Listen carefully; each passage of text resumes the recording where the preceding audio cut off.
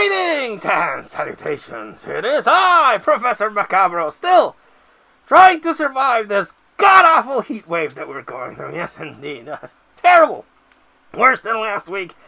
So bad that I had to take off my royal regalia and again wearing my Rick and Morty shirt that I got from a Five Below. Yes, indeed. And I wanted to regale you with a review. Yes, indeed. We already talked about the Havana Club 7 rum, but I wanted to talk about a movie that I saw recently on the streaming services. Yes, indeed. Haven't been able to add this to the collection by buying a physical copy. Haven't found it cheap, and I'm a budget baller when it comes to collecting movies. I have to find it cheap, otherwise I can't afford it.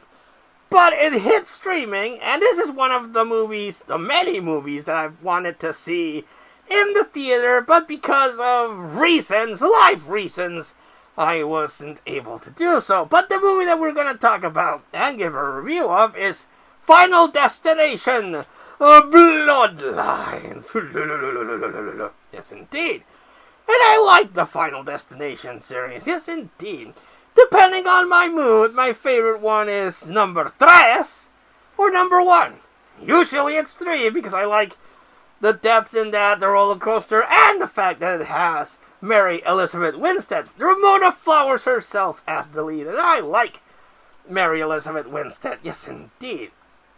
And number 1 is the one that started it all. But I feel that 3 kind of refined the kills a little better. The formula, if you will.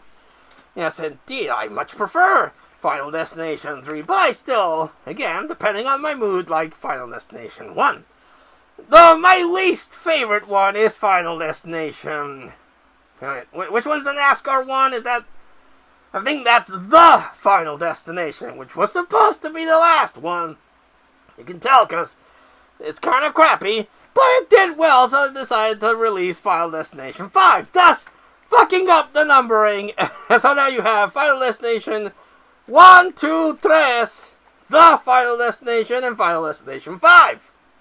And Final Destination 5 turned out to be the last one, which is actually a prequel to 1, so it went full circle. But this new release goes even deeper into it because it's a starting point to the whole death thing and a sequel. Allow me to explain. It turns out that it follows this lady that way back in the 60s had a vision, the first vision of death.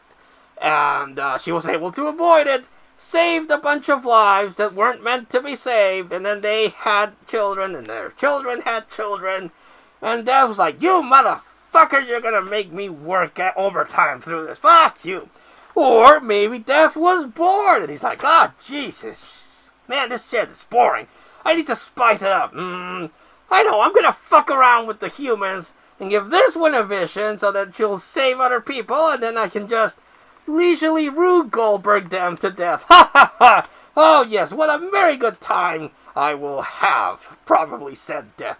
Because you never really know or get an explanation on what actually is giving these fuckers the vision that saves them from death, even though their plan is to originally die by death, but by being saved they counter-event Death's plan, so Death still comes after them, but in more ludicrous and implausible way, so man, but you don't come into a Final Destination movie for logic. No, you go in it for the kills and the sexy protagonist ladies that I am a big fan of. Yes, indeed. Yes, indeed.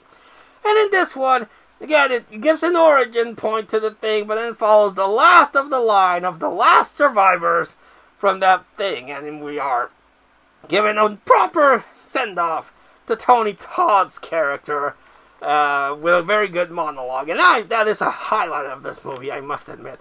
Having Tony Todd back and giving his goodbye to the series and the fans before his untimely death was really cool.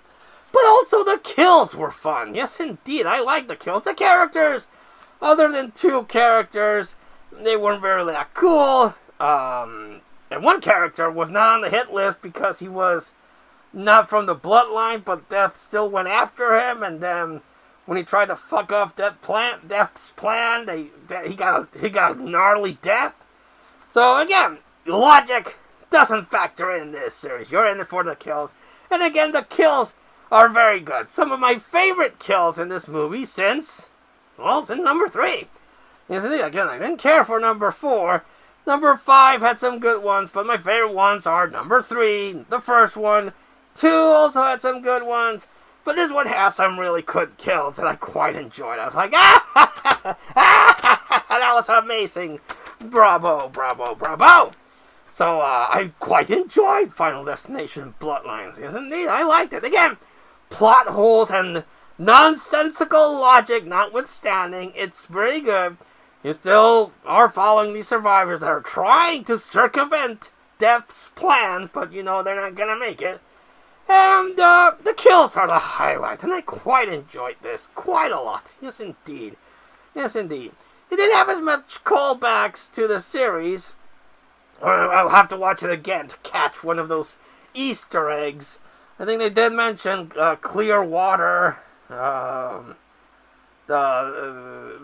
lady that from the first one and then was on the second one. I think they referenced her, and they did reference the lady from 2 that killed herself so she could be brought back to life. She's the only known survivor apparently in the series. There was a special feature that said that she and the other character died in a wood chipper, but this one establishes that nope, she did survive and is the only survivor. So maybe there'll be more movies. Hopefully I would enjoy more Final Destination movies like it was done in Bloodlines, and not like the Final Destination or the first one, because that one was not good. I didn't like that one. I didn't like it. No, didn't like it.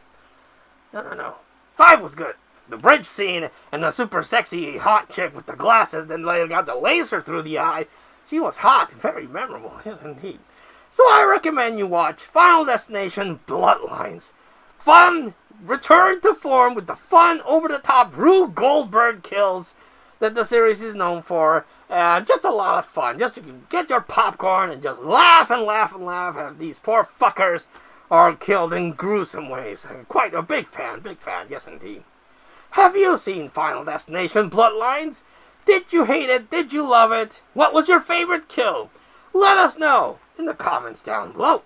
But until I see you all again next time, this is still a melting person that used to be Professor Macabre, but he's melting. Oh, what a world. Thanking you and wishing you all, like always, a good evening.